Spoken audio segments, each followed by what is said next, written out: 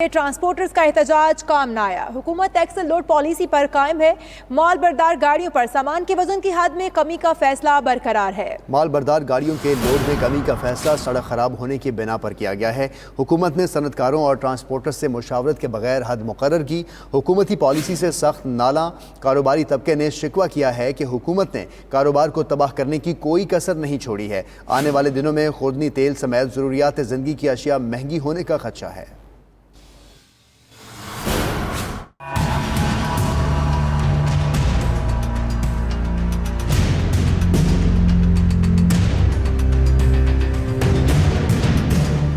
Taxes की भरमार के बाद हुकूमत की एक और नई मंतक। सनतकारों और ट्रांसपोर्टर से मुशावरत किए बगैर ही माल बरदार गाड़ियों पर वजन की हद कम करके नई हद मुकर्रर कर दी। नई मुकर्रर की गई हद के मुताबिक डबल एक्सल ट्रकों को अब 30 टन की बजाय सिर्फ 17.5 टन वजन ले जाने की इजाजत होगी, जबकि 3, 4, 5 और 6 एक्सल के ट्रालर पर भी वजन की हद 40% कम करके बलाई हद 61.5 टन मुकर्रर कर दी गई है। ट्रांसपोर्टर्स कहते हैं कि हुकूमत के इस फैसले से तरसील सुस्त रवि का शिकार और महंगाई में खतरनाक हद तक इजाफा हो जाएगा। मैं ये रिक्वेस्ट करता हूँ गवर्नमेंट से भी कि बराए मेहरबानी स्टेक होल्डर के साथ मिल के इसका एक मुनासिब सा हल निकाला जाए, अदरवाइज ये हमारे लिए बहुत बड़ी मुश्किल खड़ी हो जाएगी। 2 गाड़ियों का माल जब आप 4 गाड़ियों में भिजवाएंगे, किराया वही लगेगा। फर्ज के 50,000 में आ रहा है, वो 2 लाख रुपया होगा, 2 लाख रुपया हो जाएगा।